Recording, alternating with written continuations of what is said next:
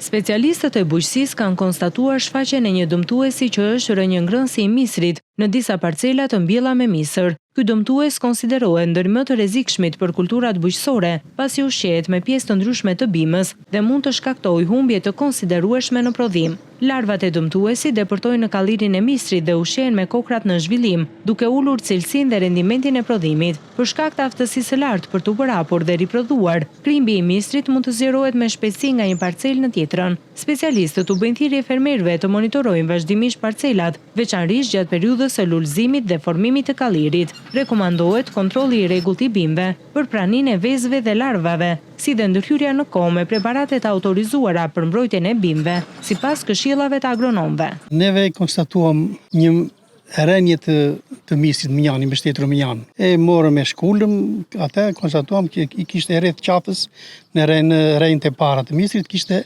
5-6 krimba, fishket misri edhe bie. Mund të them sa vjen edhe shtohet ajo. Kemi biseduar me specialistë të bujqësisë, do vim ta shikojmë, pas kanë ardhur akoma, që të dimë se ti spërkati.